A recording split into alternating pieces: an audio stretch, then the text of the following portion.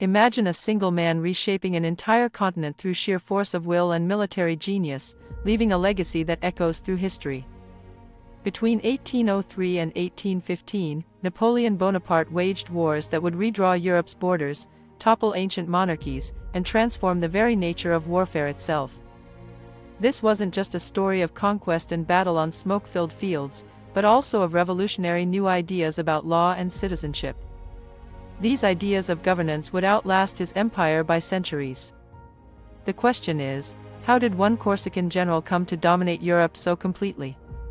To understand the Napoleonic Wars, we step back to 1803.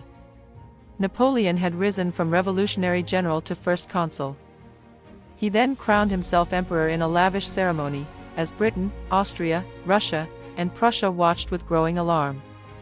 The peace following the French Revolution had been fragile, held together by treaties and nervous diplomacy until May 1803. It shattered completely as Britain declared war on France, fearing Napoleon's ambitions would upset Europe's balance of power. Napoleon's audacious response was to plan an invasion of Britain itself, assembling the Grande Armée along the French coast. Over 150,000 soldiers drilled in preparation for a cross-channel assault, but he needed control of the seas. While Napoleon's army waited impatiently on the shores, Admiral Nelson commanded Britain's Royal Navy with masterful precision. The cat-and-mouse game stretched across the Atlantic, as Napoleon's invasion plans hinged on luring Nelson away. Austria and Russia weren't idle during this naval chess match, forming the Third Coalition against France by 1805. This forced Napoleon to abandon his invasion dreams and pivot, turning his Grande Armée eastward toward confrontation. The speed of Napoleon's response stunned Europe. In the Ulm campaign, he surrounded an Austrian army before they realized the danger. 30,000 Austrian soldiers surrendered without a major battle, and Vienna lay open before him, confounding all expectations. Yet victory on land couldn't erase defeat at sea. The balance was shifting on October 21, 1805. Off Trafalgar, Nelson's fleet destroyed combined navies. Though he died, Britain's naval supremacy became absolute and unshakable. Napoleon needed a decisive victory to offset Trafalgar's humiliation and restore French morale after the naval disaster. He founded on December 2 at Austerlitz, his greatest triumph, deliberately weakening his right flank to bait enemies.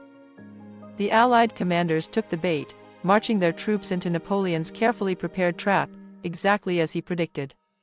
They rushed to attack his weak flank, then French forces struck the Allied center, splitting their army in two. Austerlitz shattered the Third Coalition, breaking the alliance that had threatened French dominance overnight as Russia retreated. Napoleon's reputation as an invincible military genius reached its peak, now controlling much of Western and Central Europe. What made Napoleon different was what he did with his victories and the systems he imposed across the continent. French armies brought the Napoleonic Code, a legal system replacing feudal laws with principles of equality, reshaping society.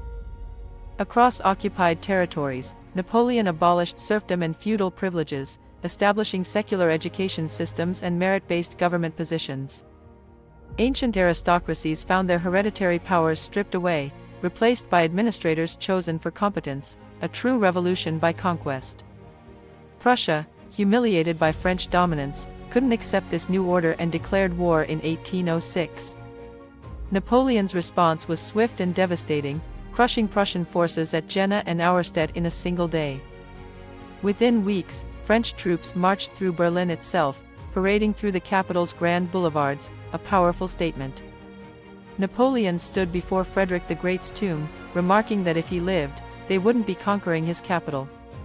Russia remained the last continental power against France, refusing to submit to Napoleon's dominance throughout the winter.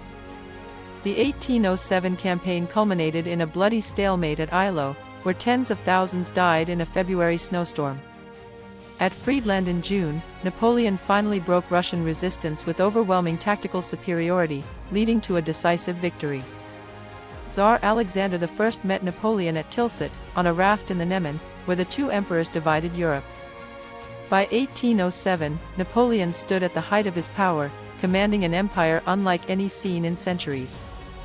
His empire stretched from Spain to Poland, with satellite kingdoms, but only Britain remained unconquered by land. Unable to invade Britain directly, Napoleon attempted to strangle it economically through his continental system, forbidding trade.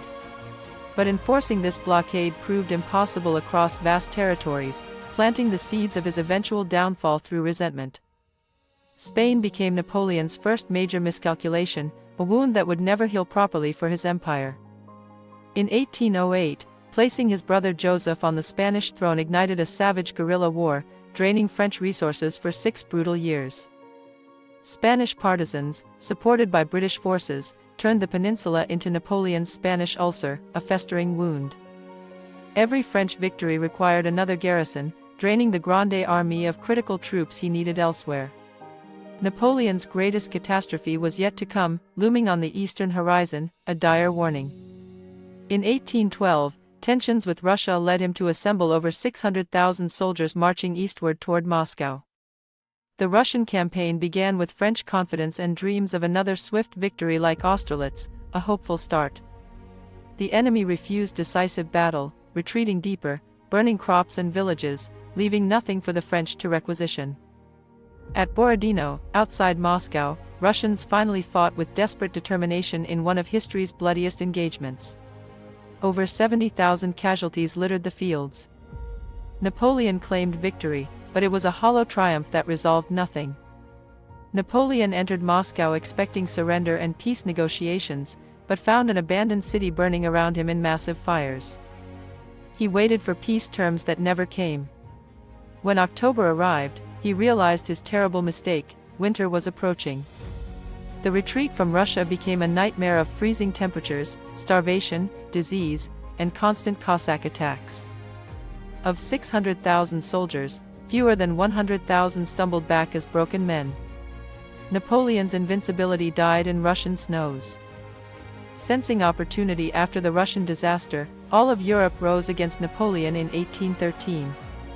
Austria, Prussia, Russia, and Sweden combined forces, forming the largest coalition yet assembled against France.